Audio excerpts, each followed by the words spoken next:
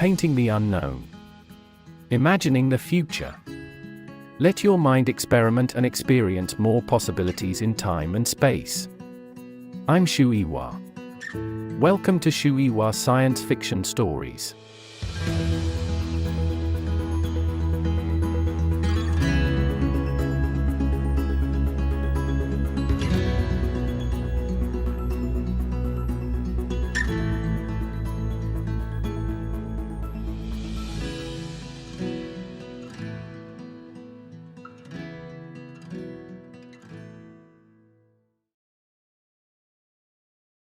Two cops and two PLA officers come to find Professor Wang Miao. The officers want to know whether Wang has had any contact with a secretive organization known as the Frontiers of Science, which is made up of prominent intellectuals from around the world. One of the cops, a reckless man named Chang, harasses Wang to give more information. Eventually, the other officers intervene, inviting Wang, who is an expert in nanotechnology, to a secretive meeting. When the officers leave, Wang overhears them talking about the Battle Command Center, adding to his confusion. That afternoon, Wang arrives at what he guesses is the Battle Command Center. He is surprised to see that the room is a mess, and that everybody he encounters seems to be underslept and overwhelmed. The group is a mix of generals, some of whom, shockingly, are from NATO, police officers, and prominent academics. The leader of the group is Chinese General Chang. Wang also spots the policeman Shi in the crowd.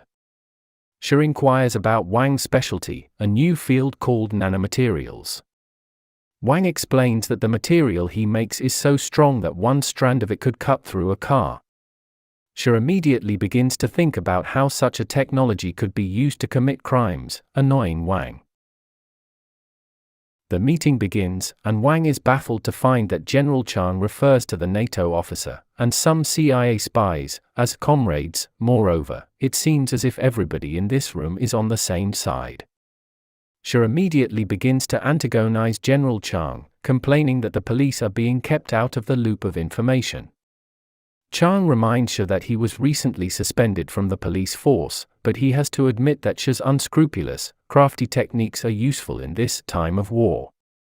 Wang does not understand what kind of war is being referenced, and he begins to question his own sense of reality. General Chang explains that there has been a pattern of attacks on scientists, and he asks Wang to look at a list of prominent physicists. Wang is familiar with the last name, and Shi picks up on this fact. An avid landscape photographer, Wang recalls a particularly striking day in the lab. In the midst of all of his machinery, he had seen a beautiful woman. Later, he learned the woman was Yang Dong, a private, brilliant physicist and the final name on Chang's list. Since that day, Wang pictured Yang Dong at the center of all his photographs, as her stunning presence seemed to complete all of his work.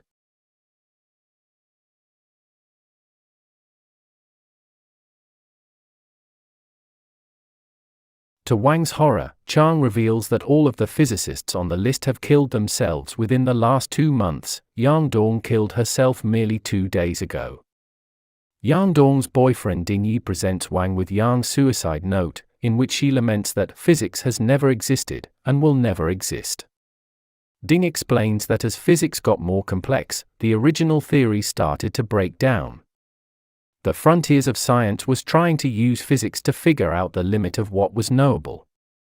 Though many of its members behaved as if the organization were a cult, it was in fact a formal research group.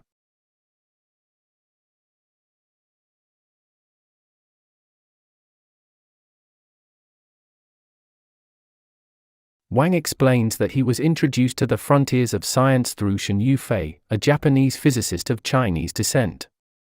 Her arguments were fascinating, but while Wang was interested in the debates and theories discussed in the meetings, he ultimately decided that he did not have time. Now, however, General Chang asks him to join the Frontiers, because they need someone on the inside of the organization to understand what is really going on. Wang initially refuses, but Shi mocks him for being weak, and in his anger, Wang rashly agrees to join. After the meeting ends, General Chang walks Wang to his car. Wang remains baffled by the whole ordeal, and Chang will not offer him any clarity. He only reflects that the entire history of humankind has been very fortunate, but if it's all luck, then it has to end one day. Let me tell you, it's ended. Wang gets into a car that the general provides for him, but rather than going home, Wang instructs the driver to drive to Ding Yi's house.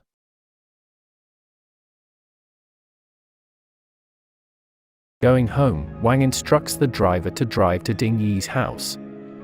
Though there are still PLA officers, China in the early 2000s is a very different place from China at the height of the Cultural Revolution. Science is now more highly valued, and while there is still some danger in speaking out against the government, communist ideology no longer dictates every aspect of theory. It follows, then, that scientist Wang Miao is now able to peacefully collaborate with the government, unlike Yi Zhitai before him. It is also worth noting the contrast between brash Qiong and mild-mannered, cautious Wang. Again, the distinction between the scientific Wang and the more practically minded Shi comes to the fore. Still, it is useful to understand that Wang works in applied science. Unlike the physicists in the first part of the novel, Wang applies theory to tangible materials in order to create new products. Therefore, Wang embodies the novel's attempt to bridge the gap between abstract and practical thought. Though the Cultural Revolution is over, China is still on rocky diplomatic terms with the United States and other Western nations. But all of these countries, normally so opposed to each other, have come together, suggesting that there is some global crisis beyond anything Wang Miao can imagine. War happening, all of these various military leaders, who would normally be facing off against each other, appear to be working in unison. Instead, the division within the room is not between different countries but between people of different status. For example, Shi resents that people seem to talk down to him because he lacks the impressive credentials of his colleagues. As he will continue to do for the rest of the story, the normally objective Wang struggles to make sense of what is happening around him. At the same time, though, more details of the current conflict are coming into focus, including the fact that high-level physics seems to be at the center of the issue. In addition to introducing the closed-off figure of Yang Dong, this passage offers key character clues about Wang Miao. Unlike many of his colleagues, Wang has a hobby in landscape photography. While his work focuses on distant theory, he also is able to get some distance from his job and appreciate the beauty of the everyday world around him. Though Wang understands almost nothing about the frontiers of science, it is clear that whatever research the organization is pursuing has had massive implications for the scientists involved and for the world around them. In particular, Yang Dong's fear that physics has never existed suggests that the organization has made some new, terrifying scientific discovery, one so profound that it requires a military response from all of the world's largest nations. Shi's ability to persuade Wang to join the frontiers of science relies on a kind of reverse psychology. Clearly, Shi is very skilled when it comes to understanding and manipulating the people around him. And though it is not elaborated on in the novel, there is also a particularly masculine competition at stake. Wang is motivated to join the frontiers in part because he lusts for Yang Dong and in part to prove his strength to Shi. Here, the novel continues to explore the difference between everyday life and larger historical narrative. What began as a completely ordinary day in Wang's life now marks the turning point between the happy years of human history and the end of such good fortune. In other words, what seemed mundane has now become life-altering. Moreover, this passage forces readers to reflect on the scale of history. The events that once seemed tragic are, by comparison to this unknown future, merely blips.